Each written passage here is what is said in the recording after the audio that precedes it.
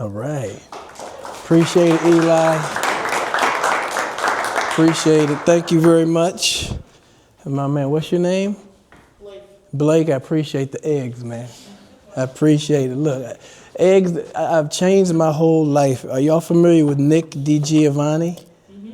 Y'all know that cat? My son, he has gotten into him on YouTube. And he's like, Dad, you got to put butter in your scrambled eggs when you do the pan. And then I did that.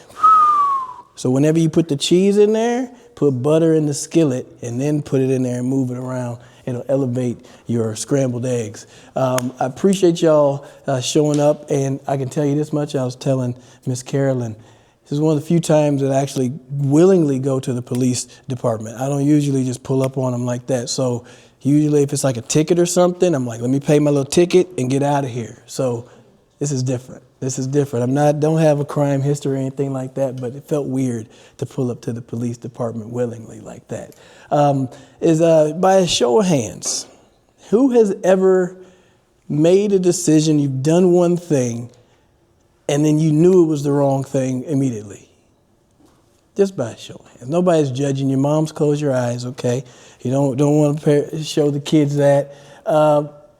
Basically, what you're feeling is that you're not alone. I mean, we've all had that feeling. We've seen the multiple hands going up and going around. I mean, I've fallen into that same regard.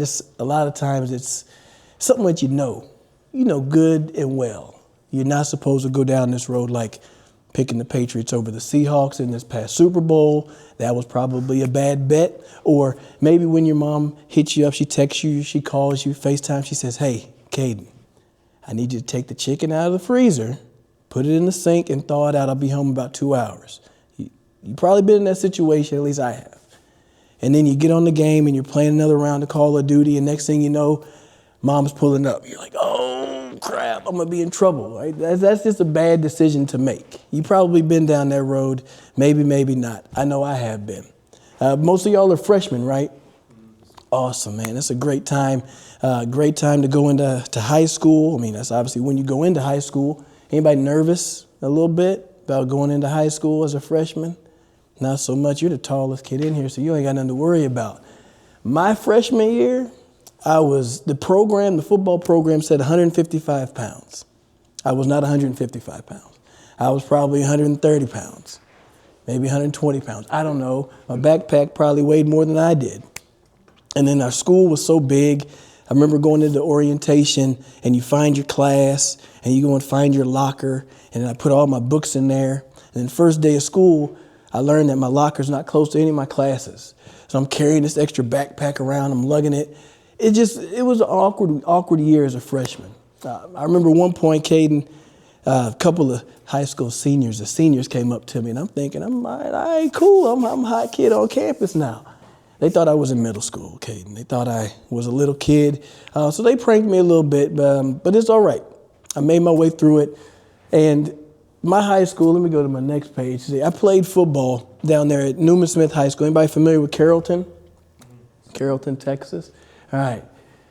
So I played ball down there, and we weren't very good. I didn't have any stars. I was scrawny, awkward. If you're familiar with Family Matters, the show, you probably have seen Steve Urkel. If you haven't, look it up. You'll be like, I can totally see the resemblance. That's who I was in high school, a little nerdy kid, but I was fast, though. I could play a little football, but I went undrafted. I had 0 stars, no huddle link, none of that. Like, we probably won 3 football games in my senior year, right? So it's pretty bad. But the one thing that I wish, and I regret very few things. I regret very few things, but what I do regret is that I never spoke up as much as I wish I should have, right? You're sitting there getting your butt whooped from your football team, and you're like, do I chime in right now? Like, am I going to make a difference? Because you think about it, most leaders were the starting quarterback, right? Linebacker, head coach. Frankly, it didn't look like me.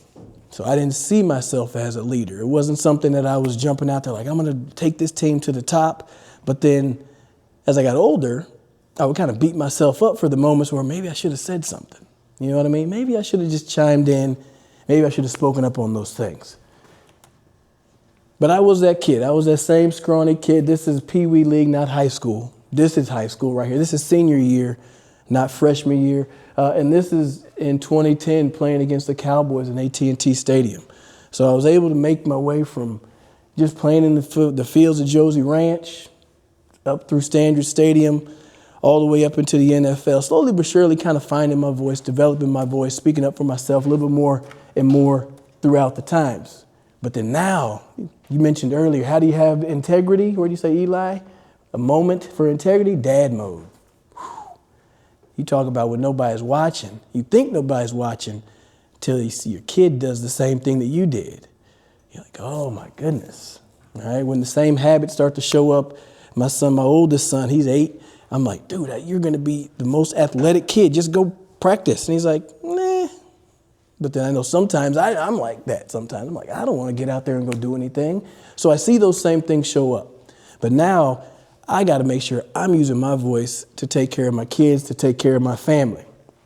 There's one thing that I wish I had, and I'll tell you about it in this here story, is that I want to help y'all find a way to use your voice. I want to help you grow your voice and build your trust in yourself. Sound good? So is anybody familiar with Roblox? 99 Nights in the Forest. Anybody know that game? Some people do. I don't know nothing about it. I just learned about it the other day, okay? Here's what happened. I take my kids, you saw the beautiful picture of them. We're at the park after school.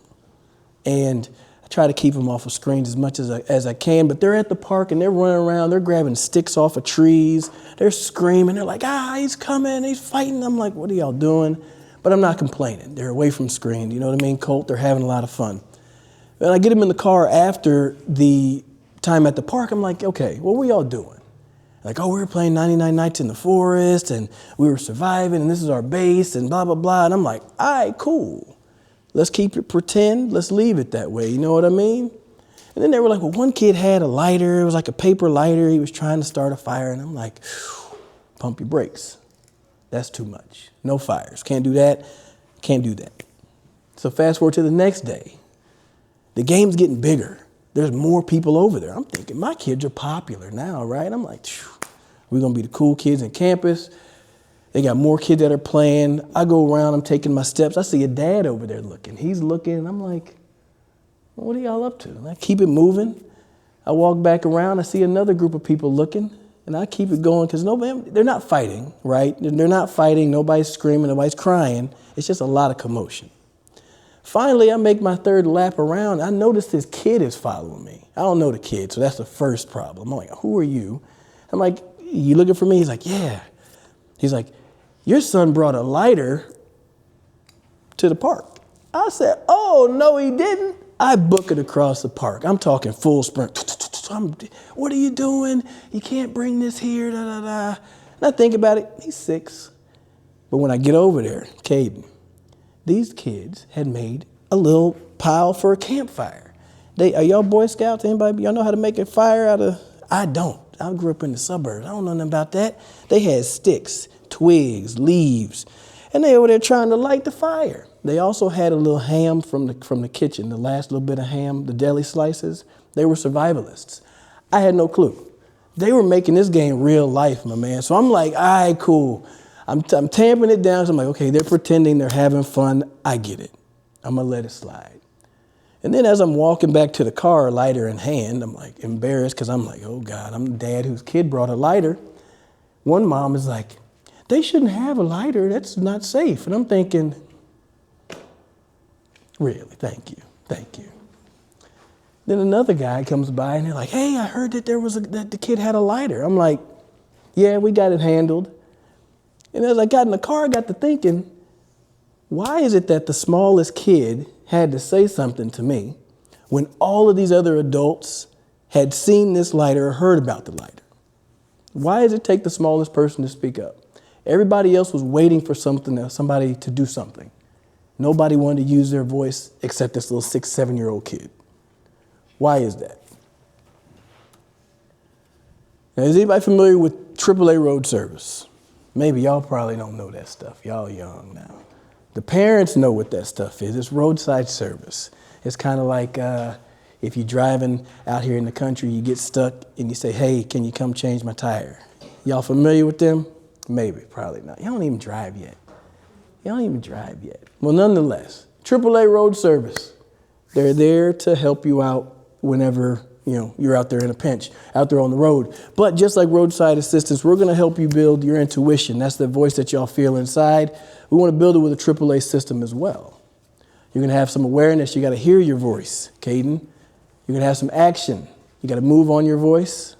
And then you're going to have some accountability. You're going to build on your voice, all right? You're going to build on your voice. So these simple steps are something that y'all going to be able to work on. Are y'all familiar with those words? Are any of those new? I don't want to have to define anything. You already hit the dictionary today. All right. Once a day, man. I'm not in the dictionary. Let's start out with the first one. Awareness. You got to be able to hear your voice. Anybody ever heard like a little voice say, hey, man, go say, hey, what's up to that girl? Maybe you should do this, shouldn't do this. Anybody had that voice before? Yes or no? Raise a show of hands, please. Thank you. I know I have. Sometimes it scares me. It's like, Anthony, I'm like, who is there? But it's telling you, there's some good signs in that. Malcolm Gladwell, he had a book. It says, the key to good decision making is not knowledge. It's in the understanding, right? It's an understanding. We have all the information in the world, but we actually have to understand what that information means for us, all right? What it means for us. You see, your voice is always broadcasting. There's always some sort of frequency or some knowledge that's going on with you. And the good thing about it, you may think that since you're young that you're like, I can't speak up in a lot of these situations. But what we found out is that your intuition, the voice, is actually strongest when you're younger. It's us old folks that lose it.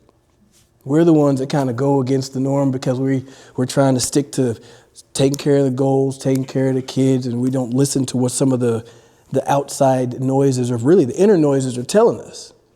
But y'all young folks, y'all probably feel something. You're like, man, that probably shouldn't be happening. You mentioned the trash at the table, right? That shouldn't be happening. Take the next step and you tell them, hey, before they get up, you say, pick up your trash. You know what I mean? That's the next step from there. So I love that you're doing that anyways. But you got to understand that the signal's not weak whenever you're hearing your voice. It's not weak. You just got it. We've learned to ignore it, which is the weirdest thing. We've learned to ignore it. And the way that you get to trust your intuition, folks, is that there's a little process called micro-slicing. And I'm not telling you to go study what micro-slicing is, but essentially it's being able to take bits of information from a lot of different sources and come up with a good idea of what could happen. Does that make sense? Like you mentioned, you don't want to go down the dark street. You don't want to have to go too far down the dark street to realize that ain't where I need to be. You get what I mean? If you have some intuition that says maybe that ain't the place to go, then don't go. But I will say this, there's a way to flip this. It has to do with that fear that you feel inside, right? You talk about fear, some anxiety, a bit of embarrassment.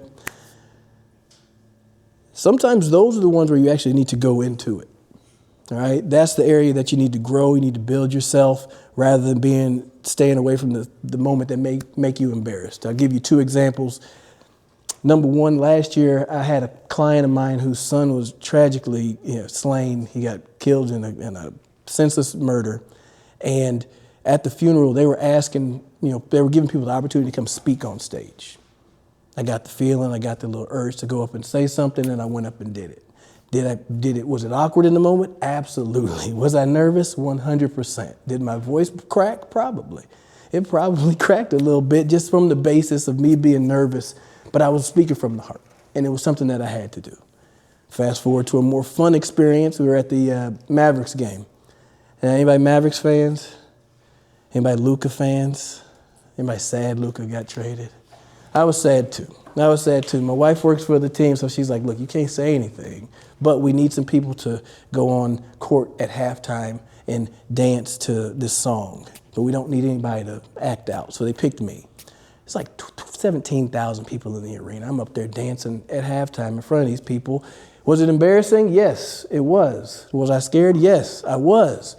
But I jumped in there and did it. And the reason I did it is because I had been working to get on stages like this and bigger to be able to speak in front of people. So the fear that I had of getting out there on the stage in front of the funeral, getting out there at halftime, was to help get over the fear and the anxiety of getting up on stage. Does that make sense? All right. So sometimes it's fear because you're like, that's not a good thing to do. Sometimes it's fear because you know you need to do it to get better. All right. So learn to understand the difference between the two. And this is where you're actually going to grow on this. So this is how you're going to put rubber to the road. You got to have action. You got to move on your voice. All right. You got to move on your voice. When something's telling you, don't do it, don't work with them, or it's saying maybe you go talk to that person. You see the girl at school, you get the inclination to go say, what's up, Case, and you go say, what's up? You know what I mean? You feel the gut inside. She may say, no, don't worry about it. The good thing is that you get some information from it, right? You learn that maybe she don't like that question this time. Next time we'll try a different intro. You know what I mean? But if you don't shoot your shot, you'll never know. So take the time to talk to the person. Try out for the team, right? Give it a go. Why not? Worst case, they're going to cut you. You won't make it, but at least you know you've tried. I got an Uncle Tino who played minor league baseball, but he didn't go any further than that. And he was, no. He played in college, but he didn't play minor league, and he wishes he would have tried to play professionally. Dude's like 60 years old. I don't want you to live in that form of regret. Like, man, I wish I would have. Man, I wish I would have said. Saying your voice is not waiting for you to be perfect. All right. I know that I'm a person that's always trying to perfect something before I put it out there. Your voice is not asking you to do that. All right. Just go out there and do it and just take action. Third part, accountability. We talked about this earlier. You got to build on your voice. You got to build on your voice. And the way you build on it is just by having those micro victories, micro wins. Because if you keep your own word to yourself, you talked about integrity. You're keeping your word to yourself. I know you mentioned God is watching, but he ain't going to fix nothing. He ain't going to address anything until you go up and meet him. That's a long time. Could be, hopefully, nice and long time before you have to go and have that conversation. So hold yourself accountable, all right? Hold yourself accountable to the reading that you're supposed to do, for the studying that you're supposed to do, for the push-ups and the workouts that you're supposed to do. Because ultimately, you know what work you're doing and what you're not doing, right? I know this. I know that's me. If my real estate business is struggling, I can't blame the market's bad, the interest rate. Have I been making my calls? Have I been doing the work I'm supposed to be doing? Yes or no? All right. When I'm up there playing for Washington, and if I get cut, did I put in enough work? Did I put enough stuff on tape? Those are the questions you have to ask yourself. So you want to have some accountability over the achievement. All right. Have accountability over the actions. The achievement will show up from there. I never learned to say his name, but it's from the book Gut Feelings. His quote says, "Intuition is not a mysterious sixth sense. It's an unconscious intelligence built through experience." Right? So the more you do things, the more you experience things, you're going to build your intuition. Right? You're going to build your intuition. Keep the small promises that you make to yourself. Show up when you said you would. Every small promise continues to build that trust that you have in yourself. Y'all following me? All right, man. As long as I know I got y'all in the right place. Now, I'm going to give y'all a personal confession. Carolyn, you'll appreciate this because I had my best year in real estate this past year, but it's in between getting threatened to get sued by clients. So oddly enough, that's just going to be my markers. But this past December, I got a referral from a client. I jumped on it. I was like, yeah, I'll help you out. But as I talked to him, it was red flag after red flag. 9 pets, 6 cats, 3 dogs. I had to take the house and put it back on the market with that. She canceled it on a Tuesday, wanted it back on a Friday. I had to use the same pictures. I barely could get new pictures. I had never seen the house until I did the open house. All of this stuff, when I got off the phone, I said, this lady is crazy. I don't need to be over here messing with her. But what did I do? Caden, I'll help you out. Why? Because my goal, I had a goal to keep a sign in the yard. All right. So my thought was to keep a sign in the yard. This will do this. But my voice said, all money ain't good money. Maybe you don't want to work with this one. You can still have the same goal, but you don't have to go down that same path. I overrode that decision. I paid for it. Cost me money, cost me time, cost my mental health, cost me my peace. It was very frustrating. I sent her the nicest letter. I said, ma'am, it has not been a pleasant time working with you. And after this list and agreement is done, we're over with. She got me before I could get her, unfortunately. That's how they go sometimes, man. Ladies will get you. Ladies will get you. You got to take care of yourself. No, I'm playing. All right, here's what we got. The most innovative and successful people have learned to trust their instincts while also developing the wisdom to know when to question them. All right? To know when to question them. So I need y'all to just be aware of the voice that you hear. All right? You're going to hear it. You hear it all the time. You've heard it in the hallways, in the schools. You know when the kids are acting up and they shouldn't be doing that. All right? It's not cool to laugh behind them when you know that they should have picked up their trash. Just be the one that picks up the trash. All right? You'll be better off in life for it. Trust and believe me in that one. So it's game time. It's game time. Trust your voice. Speak up when you know. And go be great. Simple as that. I think I got a screen for y'all at the end. There we go. So this is a QR code for my Link app page. If you want, you can scan it. They mentioned Q&A. If y'all have any questions, feel free to throw them at me. So this is here, and then I have a feedback form on the next screen. So throw me any questions if you have them. If you want to scan this, it has like my socials and like everything that I'm doing, which is like I got podcasts and sell houses and all type of stuff. So anybody got any questions? Nothing. What do you got? This is kind of random, but what was your life like during college football? Like, what did your schedule look like? What was my life like in college football? Man, I thought you said, what was my wife like in college?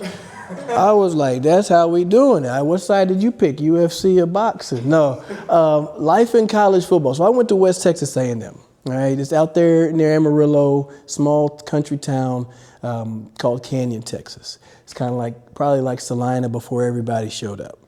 And honestly, it was a big adjustment. It was a big adjustment because they had one Walmart that closed at 9 o'clock. Like, I was like, what do you, they were like, hey, the Walmart's going to close in 15 minutes. I was like, you don't got no super center? Like, this ain't open all night? They're like, nah, this closes at 9 o'clock. And it was just a big difference because of the environment was different. You know what I mean? The second part that was different was you don't have anybody that's going to wake you up and tell you to go to school and go to class, right? Your mom's not there, your dad's not there, nobody else is setting an alarm. Like, you got to figure out life on your own a little bit. But it's a fun experience because you're going to go into an environment with a whole bunch of other people that are in the same experience, and you're going to make a lot of great friendships.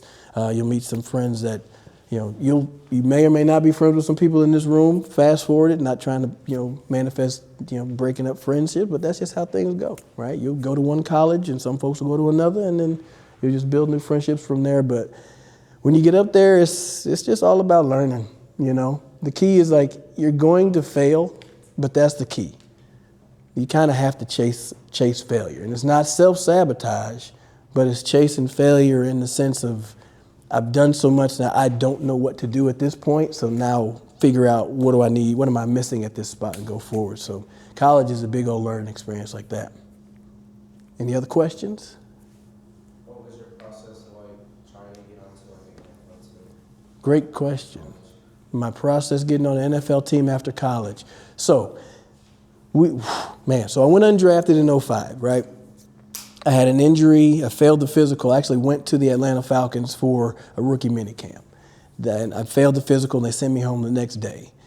I was depressed, dejected, kind of almost wasted the whole summer. Ended up playing some flag football, and it reignited the fire in me. I was like, I'm going to go and play ball.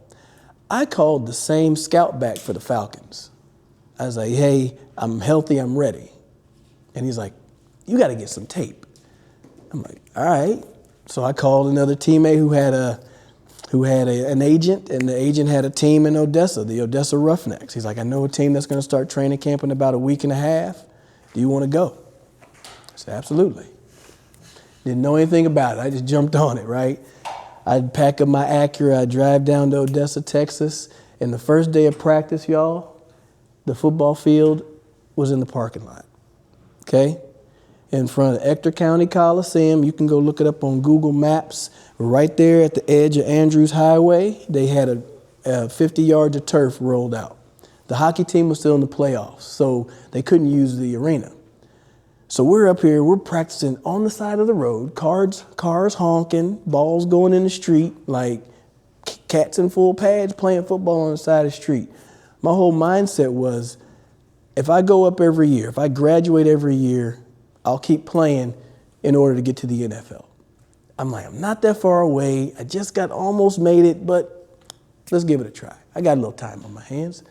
So that was my process, simple as that. Just graduate every year, get better, go up a league is what my main process was. And then I went from playing in Odessa, I skipped a week to go to an open workout, ran a 4.240, ran like a 4.24 and a 4.26. That turned some heads. He gave me a couple business cards that parlayed that into some workouts with some arena football teams. Ended up making my way onto the Dallas Desperados. So I played here for 2 seasons. And their head coach, he runs the draft for the Cowboys. So I'm thinking, he had a direct in. I'm like, I'm going to be on the Cowboys in no time. Well, that didn't happen. In 2008, the Tony Sperano, Bill Parcells, they all went to Miami. And as my arena season ended, like he releases from our meeting, my phone rings, it was the Miami Dolphins. It was kind of in direct succession when they called, but it was about 2 weeks before I got down there. The next thing you know, I'm signed 2 days before the conditioning test. So it happened fast, but it happened slow. And it was me being focused on where I wanted to go and understanding the process that I'm like, it's going to take the work, but I know where I'm headed. And I was like, I'm going to figure out how to get up there. I feel like I snuck in the back door a little bit, but you don't apologize when you're up there. Anybody else got any good questions? You speak of that process, I documented it. I have it's 5 Ds now. It was 4, it's 5 though. I'll tell you. You have your destination, right? Your destination is where you're headed. I should flip it around. We switched the order. So you start with your desires. Starting with your why, okay? Just why the hell are you doing it? Like, why? Why are you here today? You're like, because I want to, serve. But think about it deeper. Like, why? Why are you here in this room? Okay. Then your next one, your why will help you determine your destination. It's going to help you determine which destination you're going, your direction. And inside of that, you're going to learn the different habits you have to make, the different decisions you're going to have to take. All right. I mentioned you hitting the point of failure. You're going to have to make a decision of how you're going to elevate yourself. Specifically for me in real estate, I hated the financial side. Absolutely hate it. Hate counting the numbers. But if I wanted to grow, I need to learn and I need to count the numbers. Once you start counting the money, now they'll give you more money to handle. That's just kind of how life works. If you're not, say football, if you can't bench press, you're not strong at bench press, you better work your upper body so that you can up those skills so that you can enhance your game. Those are the decisions you have to make. Then after the decisions, what do we got? Boom, boom, boom. We got to have a drive. You got to have a drive. You got to have a dog about you. You know what I mean? Coming from Odessa, Texas, I could have quit 12, 13 times. I didn't have to go through that. I could have been like, I'm good. I'll get a regular job. I'll move back to Carrollton. I don't want any of this. But if you're trying to get somewhere and it means that much to you, you got to have a drive about you. You got to have that dog in you. And the last part, you got to deliver. A lot of times the opportunities don't look like what you expect, but they show up. And you got to take advantage when you get them. So if you've ever been on the bottom of the rod, like, hell, who plays football? All right. Some of y'all are going to be on the practice squad going against varsity. All right. You may not ever get a rep with the ones. But if you get your one rep, you got to be right. Period. That's what it's like in the league.